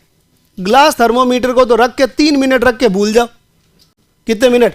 3 मिनट। जब तक तो वो नर्स जो है वो नींद आने लग जाती है उसको, बोला 3 मिनट ये, और मरीज है 50, ठीक है। थर्मोमीटर से टेम्परेचर चेक करूंगी तो बाकी वाला कौन काम करेगा? 10 मरीज भी मिल गए तो भी 3 मिनट से अगर मल्टीप्लाई करोगे तो भी आपका टाइम जाना है, ठीक है। तो इसलिए आपके ये 3-3 मिनट 5-5 मिनट वाली कहानी जो है वो इसने ख़त्म कर दी कि डिजिटल थर्मोमीटर जैसे ही लगाओ मैक्स 30 से लगा के 1 मिनट तक में जो है वो क्या कर देता है, मामला सेट, फटाफट से बोल जाता है टिन टिन आ गया टेम्परेचर। तो 1 मिनट में जो है वो रीडिंग लेके बता सकता है, इसलिए मोस्ट कॉमनली यूज्ड है। नेक्स्ट, इंफ्रारेड रेडिएशन कछु काम का नहीं है। ये कम्युनिकेबल डिजीज़ में किस में काम में लेते हैं? कम्युनिकेबल डिजीज़ के केस में काम में ले सकते हो, जिसमें एक दूसरे से फैलने के चांसेस है, उसमें दूर खड़ा रखो और फॉर्मेलिटी कर दो। Next, skin probe. Skin probe वाले में ध्यान रखो, स्किन प्रोब हमेशा राइट साइड में लगाई जाएगी। किस तरफ लगेगी? सवाल एक पूछा जाता है परीक्षा के अंदर कि स्किन प्रोब अगर लगाई है तो किस तरफ लगाओगे प्रोब? कि साहब कटी लगा दो, टेम्परेचर तो कहीं से भी पता लग जाएगा। नहीं, सिर्फ और सिर्फ किस साइड लगेगी? राइट साइड में। किस साइड में? राइट साइड में। और राइट साइड में क्यों लगानी है? क्योंकि राइट साइड में लीवर होता है। क्या होता है? लीवर। और लीवर जो है वो एक मेटाबॉलिक ऑर्गन है। कैसा ऑर्गन है? मेटाबॉलिक ऑर्गन है। और जब मेटाबॉलिज्म होगा तो हीट ज़्यादा प्रोड्यूस होगी, और हीट प्रोड्यूस होगी तो वो राइट साइड में लगा हुआ रहेगा, तो टेम्परेचर अच्छे से सेंस करेगा। तो प्रोब किस तरफ लगानी चाहिए? राइट साइड में ही लगी होनी चाहिए। क्यों? Because of presence of liver. Liver के प्रेजेंस के कारण ऐसा अपन करते हैं। क्लियर? दूसरा, वो जो प्रोब देखोगे ना, उस प्रोब में एक ऐसा वायर है और उसके आगे एक प्रोब लगी हुई है। उस प्रोब में एक हिस्सा वाइट है जो चपटा है, ठीक है, और एक हिस्सा थोड़ा सा उभरा हुआ है, वो ब्लैक है। बात समझ में आई? एक हिस्सा नीचे वाला जो है वो चपटा है और ऊपर वाला क्या है? ऐसे उभरा हुआ। घड़ी का सेल देखा? कौन सी घड़ी? रिस्ट वॉच, ठीक है। वो रिस्ट वॉच में जो सेल आता है ना, वो देखो एक तरफ नीचे जो रखता है ना वो तो चपटा है और ऊपर से वो उभरा हुआ होता है। तो जो उभरा हुआ होगा उसका कलर ब्लैक होगा हमेशा। कैसा होगा? ब्लैक होगा। वो ब्लैक इसलिए होता है कि वो टेम्परेचर को सेंस करता है। क्या करता है? टेम्परेचर को सेंस करता है, आउटर वाला कितना टेम्परेचर है, और दूसरा वो जो ऊपर से टेम्परेचर दे रहे हैं ना रेडिएंट वार्मर वार्मर से, तो उसको भी टेम्परेचर को क्या करता है? रीड करता है। और रीड करके वो कि इतना ज़्यादा हो गया, तू तो बंद हो जा पहले, ठीक है। बॉडी का टेम्परेचर से मतलब नहीं है। उस प्रोब को आपने गर्म किया, ठीक है, टेम्परेचर से, तो जैसे ही 37 डिग्री से ज़्यादा जाएगा वो उसको क्या कर देगा? ऑटो कट करवा देगा, बंद करवा देगा। और नहीं तो क्या होगा? बॉडी इस तरफ से, यहाँ से तो गर्म हो रही है और यहाँ से ठंडी पड़ी, ठीक है, तो इसमें तो फ्लक्चुएशन हो सकता है ना, फ्लक्चुएट हुआ तो वो जला देगा किसी दिन। तो इसलिए आप उसका जो ब्लैक वाला पोर्शन है वो हमेशा ऊपर रखना चाहिए, और वाइट वाला जो पोर्शन है उसको क्या करना चाहिए? नीचे रखना चाहिए। प्रोब का प्लेसमेंट किस साइड रखोगे? राइट साइड रखोगे। क्यों रखोगे? लीवर प्रेजेंट होता है। क्यों लीवर प्रेजेंट है? क्योंकि मेटाबॉलिक ऑर्गन है, इसलिए। क्लियर? चलिए, तो ये तो हो गए सारे थर्मोमीटर के बारे में। आगे बात करेंगे, उसके पहले तुम इसको लिखो।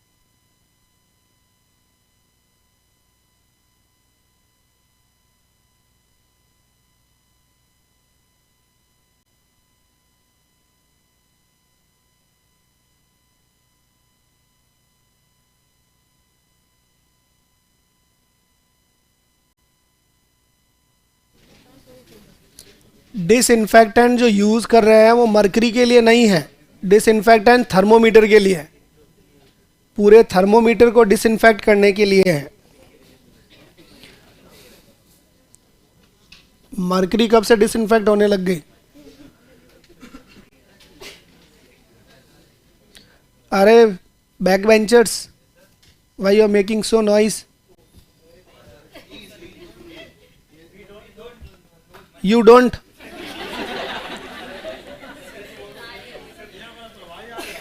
अच्छा, you don't then whom?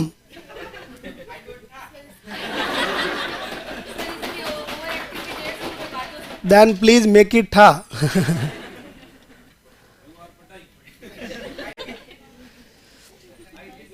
First you लिखें।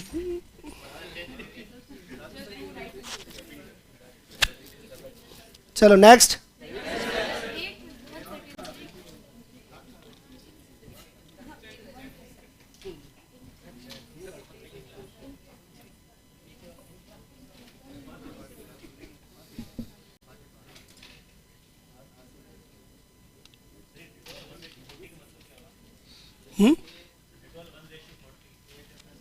वन डेज टू 40 का मतलब है जितना पानी ले रहे हो, 40% अगर पानी ले रहे हो, ठीक है, तो 1% आपको डिटॉल लेना है।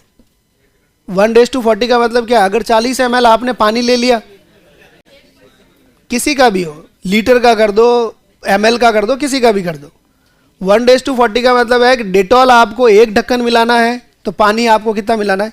40 ml मिलाना है। ये रेशियो है। हाँ, 40 ढक्कन जो भी है, तो उसका प्रपोर्शन इस तरह से।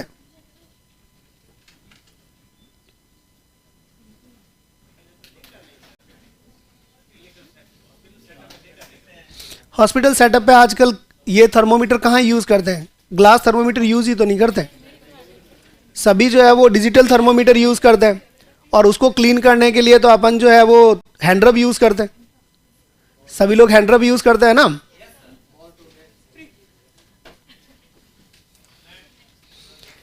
स्पिरिट जो है यूज करते हैं या फिर हैंडरब सॉल्यूशन यूज करते हैं। हैंडरब सॉल्यूशन का कंपोनेंट क्या है?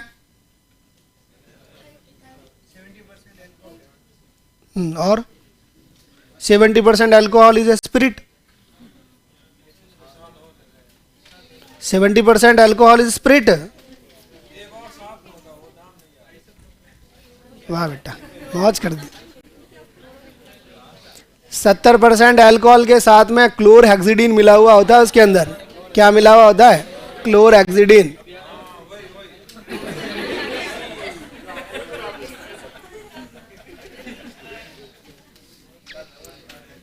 अच्छा हुआ कंपटीशन की कोई कॉपियां नहीं होती।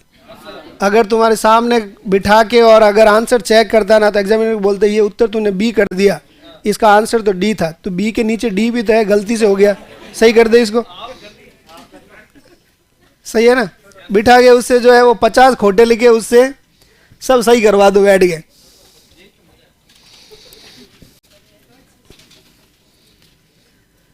मज़ा तो जॉब लगने पे है बेटा, नहीं तो कछु मज़ा ना है।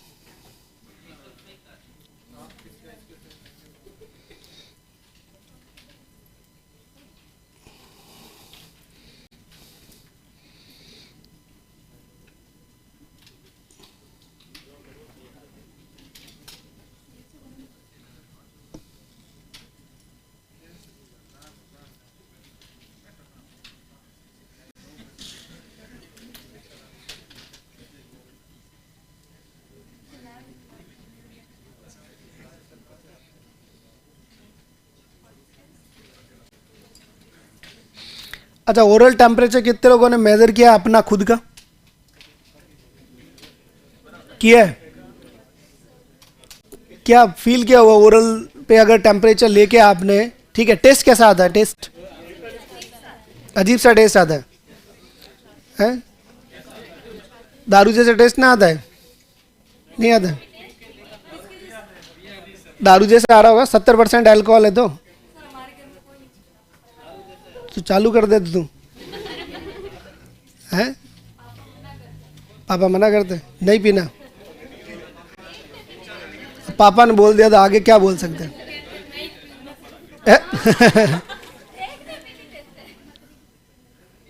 ये काम अच्छा है।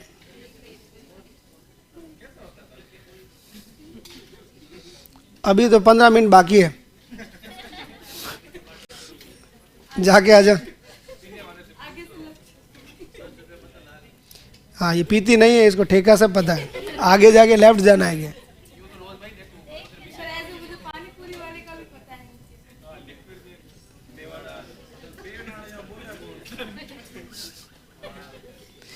चलो हो गया ये।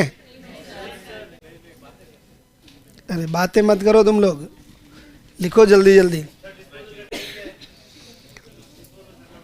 डिस्पोजेबल थर्मोमीटर टाइप क्या है?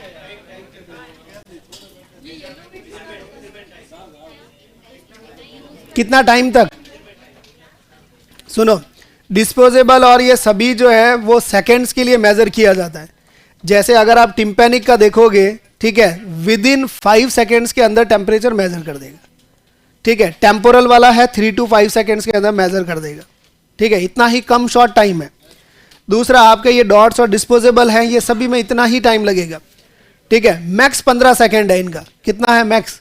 मैक्स 15 सेकेंड का टाइम ड्यूरेशन है। बाकी सभी सिर्फ आपका सबसे ज़्यादा टाइम जो है वो डिजिटल लेता है, और डिजिटल के बाद में जो सबसे ज़्यादा टाइम है वो ग्लास थर्मोमीटर का है।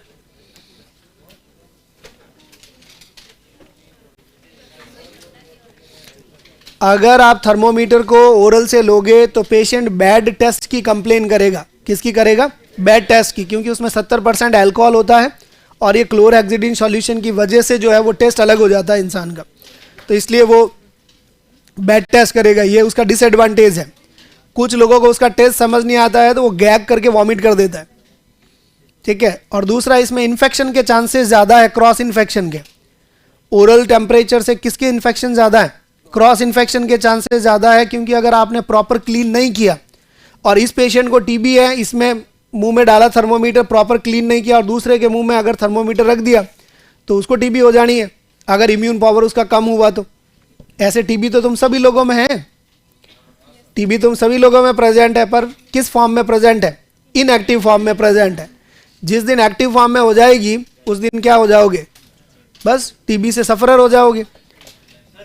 तुम सभी लोगों ने, घर वालों ने जो है वो ढोल बजा के वैक्सीनेशन दिलाई ना तुम्हें, तो बीसीजी वैक्सीन में घुसाया क्या तुम्हारे अंदर? टीबी तो घुसाई, और क्या घुसाया? नहीं हो रखा, अब हो भी नहीं सकता तेरा।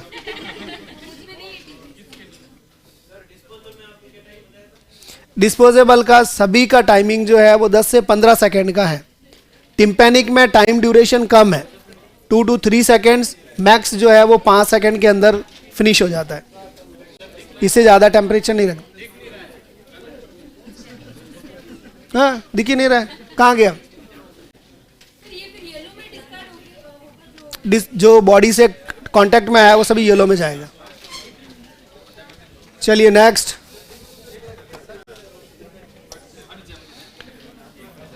नेक्स्ट सुनिए, हेलो, आवाज़ नहीं। ये तो हो गए थर्मोमीटर के टाइप्स। अब आपको लेने हैं कौन कौन सी साइट्स होती है टेम्परेचर चेकिंग की। तो हेडिंग डालो sites of temperature checking. Sites of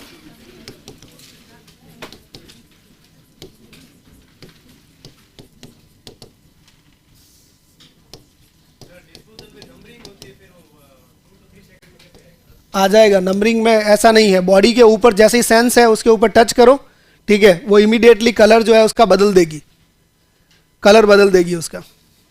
sites of temperature checking, कौन कौन सी साइट होती है टेम्परेचर चेक करने की?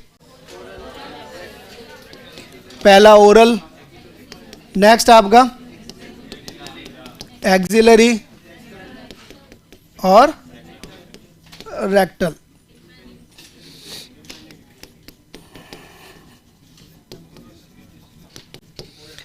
अब इधर ध्यान दो, सबसे ज्यादा जो यूज करते हैं वो कौन सा है आपका?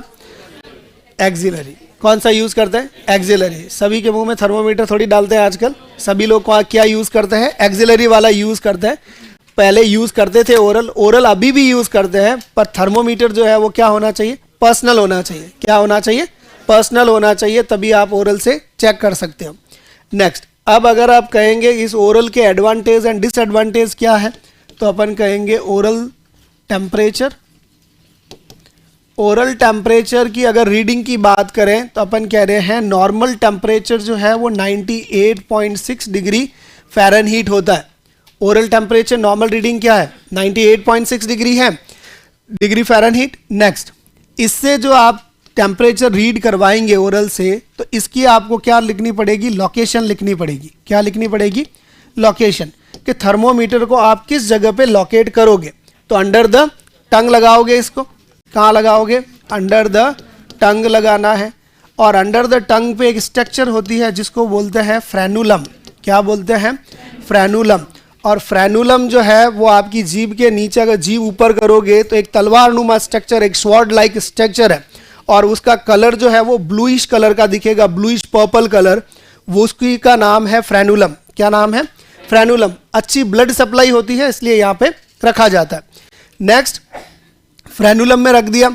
दूसरा, एडवांटेज क्या है इस मेथड का, क्या एडवांटेज है, एडवांटेज ये है कि इजी टू चेक है। क्या है, इजी टू चेक है।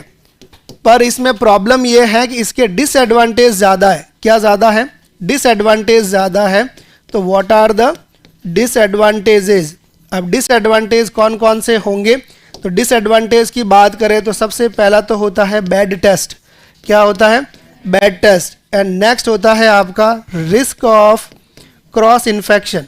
किसकी रिस्क है ज़्यादा, क्रॉस इन्फेक्शन की रिस्क ज़्यादा है। एंड नेक्स्ट, कॉन्ट्रा इंडिकेटेड किसमें है, अगर मैं ये कहूँ कि इसके कॉन्ट्रा इंडिकेशन किस किस केस में मुझे यूज़ नहीं करना है, ठीक है, ओरल से जो है वो टेम्परेचर नहीं लेना है, तो कौन कौन से मेथड्स होंगे, कौन कौन सा केस है, ओरल सर्जरी हो रखी है, ठीक है। ओरल सर्जरी का मतलब है आपका क्लैप्ट लिप, क्लैप्ट पैलेट की सर्जरी है, तो आप इसमें लिख देना cleft palate and cleft lip की अगर सर्जरीज हो रखी है तो आपके कॉन्ट्रा इंडिकेटेड है, नहीं करना है। या फिर किसी को ओरल इन्फेक्शन हो रखा है, क्या हो रखा है, ओरल इन्फेक्शंस है, तो आपको नहीं करना है। नेक्स्ट, जिस पेशेंट को सीजर आ रहे हैं, क्या आ रहे हैं, सीजर आ रहे हैं, या फिर below 3 year old child, below 3 year old child है, उसमें नहीं करना है। नेक्स्ट आपका ओल्ड एज पीपल है। नेक्स्ट आपका जिस पेशेंट को पार्किंसन डिजीज़ है, पार्किंसन डिजीज़ है, राइट, इन सभी केसेस में कॉन्ट्रा इंडिकेटेड माना जाता है। क्या मतलब है इन सभी का, ओरल सर्जरी है तो आप थर्मोमीटर अंदर करोगे, इन्फेक्शन का रिस्क ज़्यादा है। नेक्स्ट आपका ओरल इन्फेक्शन, किसी का ऑलरेडी इन्फेक्शन है और आपने क्लीनिंग प्रॉपर नहीं किया तो इन्फेक्शन और इंड्यूस करवाओगे। सीजर्स, जिस किसी पेशेंट को सीजर आ रहे हैं तो उसको किसी भी समय सीजर आ सकता है, आपने थर्मोमीटर रखा और उसको सीजर आ गया और क्या कर दिया उसने, बाइट कर दिया, तो नुकसान है। अंडर 3 ईयर ओल्ड चिल्ड्रन, 3 साल से छोटे बच्चे को समझ नहीं आता है, वो चॉकलेट समझ के बाइट कर सकता है। नेक्स्ट आपका ओल्ड एज, बूढ़े लोगों की मसल्स जो है वो वीक हो जाती है तो वो प्रॉपर होल्डिंग कर नहीं पाएगा, इसलिए कॉन्ट्रा इंडिकेटेड है। और पार्किंसन डिजीज, जर्की मूवमेंट, ऐसे ऐसे करता रहता है, हिलता डुलता रहेगा, तो अगर ऐसे हिलेगा तो ये थर्मोमीटर क्या करेगा, नीचे गिराएगा, नुकसान और करवाएगा। तो इसलिए इन सभी में क्या है, कॉन्ट्रा इंडिकेटेड माना जाता है। सेकंड आपका, हाँ साइकेट्रिक पेशेंट भी होगा, लिखो PSYCHIATRIC,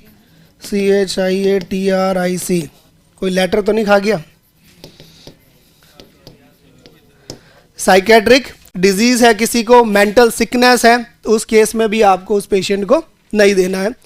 सोचना है आपको, ठीक है, कि कौन कौन सी कंडीशन में, लिखे जाओ, भले 50 कंडीशन लिख दूंगा तो भी कम पड़ेगी, ठीक है, पर आपको ये समझना है कि किस में आपको नहीं रखना है, ठीक है। ये कॉमन डिजीज है जिनके अपन कॉन्ट्रा इंडिकेटेड मानते हैं इसको। नेक्स्ट आपका एक्सिलरी, सेकंड कौन सा है, axillary, axillary temperature. Axillary temperature में अपन जो टेम्परेचर बोलते हैं वो कितना है, 97.6 degree Fahrenheit. Next, most commonly used, most commonly used, क्यों, less chance of less chance of cross infection, cross infection के चांसेस कम होते हैं, इसलिए अपन इसको यूज करते हैं। एडवांटेज क्या है?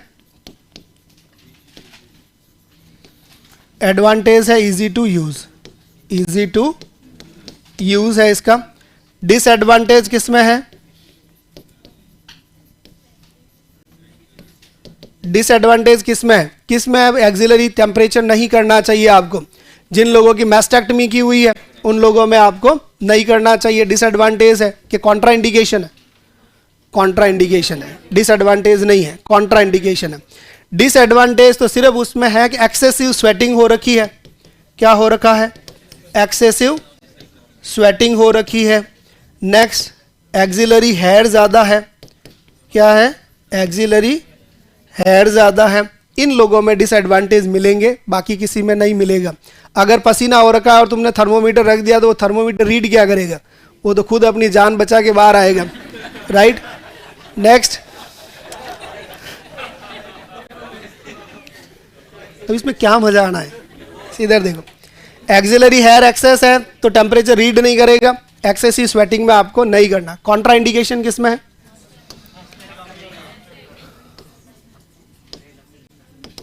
कॉन्ट्रा इंडिकेशन किसमें है? Contra indication mastectomy. मैस्टेक्टमी का मतलब क्या है? रिमूवल ऑफ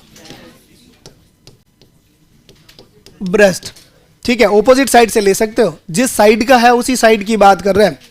ठीक है, अब ये ज्ञान इतना नहीं लगाना, ठीक है? जिन पाड़ू नहीं करियो उठनू ले लेना, एडा सवाल भी पूछेला परीक्षा में। ऐसे सवाल जब आएंगे तब ब्रेन एक्टिव रखना, ठीक है? बाकी जो है वो आप खुद समझदार हो ना। अब मैस्टेक्टमी की है तो मैं तो बता रहा हूँ बाइलेटरल मैस्टेक्टमी का। किसका बता रहा हूँ? बाइलेटरल का, तो नहीं लेना। अगर वो परीक्षा में कह दे कि यूनिलैटरल राइट साइडेड मैस्टेक्टमी हुई है तो लेफ्ट साइड से ले लो। वो कहेगा ना, हर चीज़ वो एक्सप्लेन करके बताएगा आपको, ठीक है, कि कौन सी कंडीशन है। वो ये भी तो कह सकता है कि एक तरफ जो है वो कैनुला लगा है, एक तरफ जो है वो फिस्टुला हो गया, तो किस तरफ करेंगे? टांग से माप लेंगे। बची हुई तो है, इनका क्या करोगे? सिर्फ खड़ा रहने के काम थोड़ी है लेनी है, ठीक है? कभी कभी ऊपर करके तो स्विच भी तो बंद कर सकते हैं इस तरह से, सही है ना? हाँ, तो इसको भी दुख दो थोड़ा टांगों को। नेक्स्ट चीज, अगर वो ये कहे कि साहब ना हाथ है ना पाँव है, फिर बीपी कहाँ से लोगे? तो क्यों लेनी है? सही है ना? क्यों लेनी है? लेनी है बीपी उसकी भी, ठीक है? सोनोग्राफी से। किससे लेनी है? सोनोग्राफी से। उसको बोलते हैं जिसके हाथ और पाँव नहीं होते हैं, उस कंडीशन को बोलते हैं फोकोमेलिया। क्या बोलते हैं? फोकोमेलिया। और फोकोमेलिया में दोनों हाथ और दोनों पाँव गायब, ठीक है? ऐसे पेशेंट में अगर बीपी लेनी है तो नॉन इन्वेजिव मेथड जो है वो किसके लिए है? ठीक है, सोनोग्राफी है। नॉन इन्वेजिव मेथड, सिर्फ आप सोनोग्राफी में उसका प्रेशर मेजर कर सकते हो। और अगर इन्वेजिव का कहें तो आप सेंट्रल लाइन ले सकते हो। क्या ले सकते हो? सेंट्रल लाइन ले सकते हो, उससे पता कर सकते हो। ये भी क्वेश्चन पूछा जाता है परीक्षा में। तो ये कॉन्ट्रा इंडिकेशन है आपका। नेक्स्ट लिखो इसको, फिर बाकी पढ़ेंगे। जल्दी लिखो।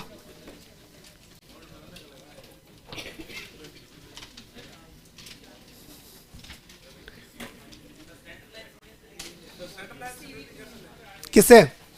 प्रोब डालते हैं उसके अंदर। अरे सेंट्रल लाइन से जब भी अपन डालेंगे ना, उसके साथ प्रोब डाल के उसका प्रेशर मॉनिटर करते हैं। सेंट्रल वेन तो सीवीपी तो हुई भाई। सेंट्रल लाइन जो है वो डल कहाँ रही? अरे किसी वेन में तो जाएगा, तो वेन का प्रेशर नहीं होता।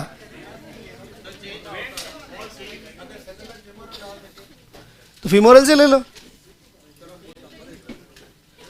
फीमोरल भी तो सेंट्रल लाइन ही है। अरे फिर सीवीपी करते हो। प्रेशर नहीं होता क्या सीवीपी का? प्रेशर होता है। अगर प्रेशर 5 से ज़्यादा हुआ, अगर कह रहा है कि सीवीपी का प्रेशर 10 है, इसका मतलब क्या इंडिकेशन है? फ्लूइड वॉल्यूम ओवरलोड है। और फ्लूइड वॉल्यूम ओवरलोड में बीपी कैसी होती है? ज़्यादा होती है। फिर रीडिंग, एग्जैक्ट रीडिंग नहीं देगा वो। एग्जैक्ट रीडिंग के लिए तो आपको जो है वो पल्मोनरी वेज प्रेशर्स देखो, ठीक है?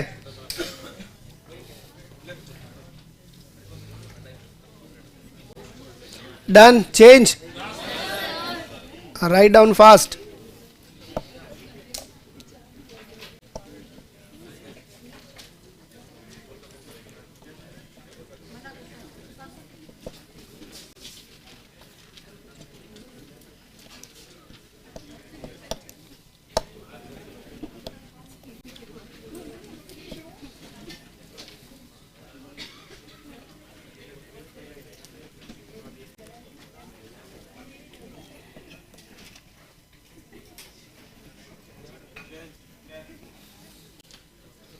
Done.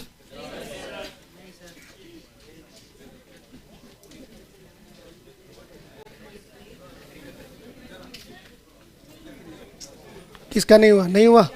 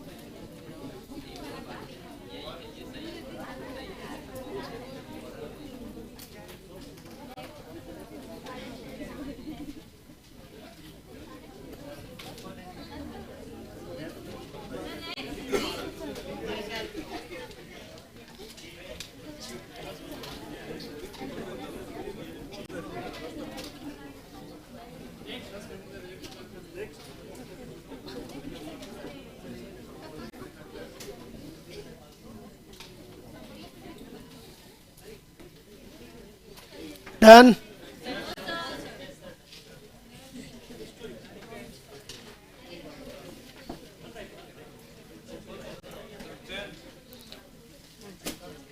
जिप सिस्टम का मतलब है उसको पॉलीथीन में बंद करके रखना है.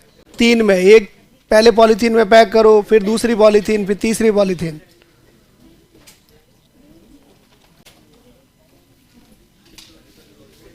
नेक्स्ट.